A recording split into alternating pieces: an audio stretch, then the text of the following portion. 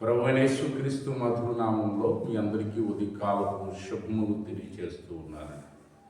ఈరోజు దేవుని వాక్యం యోహాను రాసిన మొదటి పత్రిక 2వ అధ్యాయము 2వ వచనం.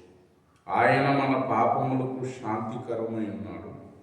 మన పాపములకు మాత్రమే కాదు, సర్వలోకమునకు శాంతికరమై ఉన్నాడు. ప్రియా దేవుని జనాంగం, యేసుక్రీస్తు ప్రభువారు సర్వలోకానికి ఆయన శాంతికరుడై ఉన్నాడు. దేవుని వాక్యంలో మనం గమనించినట్లయితే ప్రభు వాక్యం యేసు ప్రభువు వారు ఈ లోకంలో ఉండగా యోహాను సువార్త 14వ అధ్యాయం 27వ వచనం, నా శాంతిని మీకు అనుగ్రహించుచున్నాను. ఆయన సర్వలోకానికి ఆయన శాంతిని అనుగ్రహించేవారు. ఆయన భూలోకంలో ఉన్నప్పుడు ఆయన బోధించిన బోధలు ఈరోజు ప్రపంచమంతటికి ఆయన శాంతిని, సమాధానాన్ని అనుగ్రహించినట్లుగా దేవుని బోధలు మనం చూస్తున్నాం. అయితే దేవుని యొక్క శాంతి మనకి కావాలంటే యెషయా గ్రంథం 26వ అధ్యాయం 3వ వచనంలో, ఎవరిని మనసు నీ మీద ఆనుకున్నో వారిని పూర్ణ శాంతి గలవాడిగా కాపాడుతూ. ప్రియమైన దేవుని బిడ్డలారా,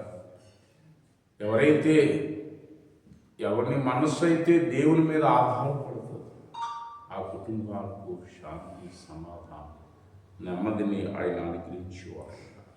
దావీదు అంటాడు కీర్తన 23వ కీర్తన 2వ వచనంలో, శాంతికరమైన జనముల యొద్దకు ఆయన నన్ను నడిపించుచున్నాడంట.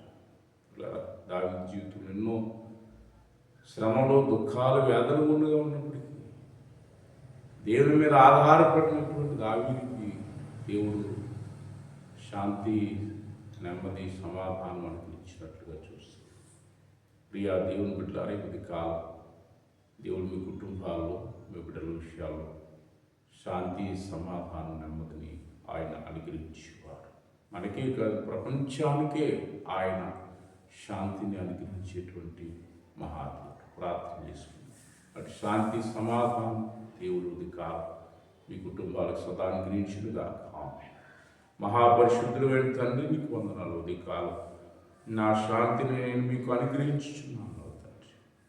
దేవాయవ కుటుంబాల్లో నాయనా శాంతి లేక, సమాధానం లేకున్నారు.